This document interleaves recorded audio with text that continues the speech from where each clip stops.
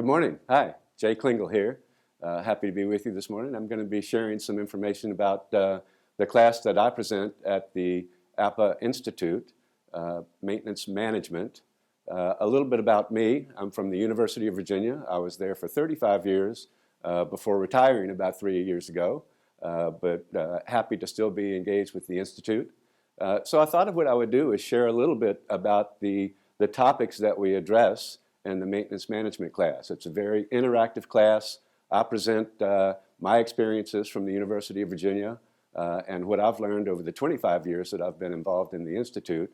And it's a very collaborative class. People share their best practices, and it's a lot of fun. Hard to imagine with that topic, maintenance management, where we do have fun. We talk about organization and staffing. Most organizations are either a central shop organization or a decentralized or a geographic zone. We talk a lot about the pros and cons of each. People share what they like about it, what they don't like about it, and so we have a lot of fun with that. We talk about staffing issues. Do you have the right number of people? If you don't have the right number of people, what types of tools do we have so that we can share our needs and make adjustments in that? We spend a lot of time talking about work management or work control systems. How does work flow through the organization? How do we get work? How do we authorize that work? Who and how do we make assignments for that work? And then how do we keep up with what we have? How do we track that work? We talk about planning and scheduling and how we're seeing much more of that in our organizations today.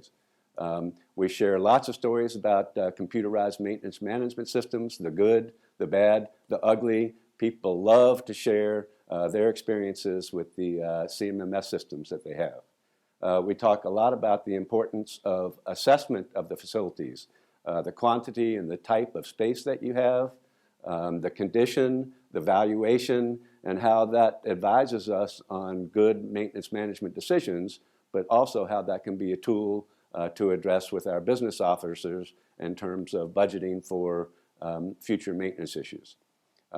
A lot has changed in our world in terms of our customer interaction, so we spend a lot of time talking about customer communications, the different ways that we do that, the changing ways that we do that, and we hear, again, best practices from many different institutions. We have a section on preventive maintenance and predictive maintenance. Depending on the time and the interest of the group, we'll go into the nuts and bolts of that, but we certainly cover that as an overview. And then we finish up with financial systems and how financial systems drive decisions that we make in maintenance management. We talk about budgeting, accounting, how we account for the expense of our work, and how that turns into ways that we can adequately budget for the future.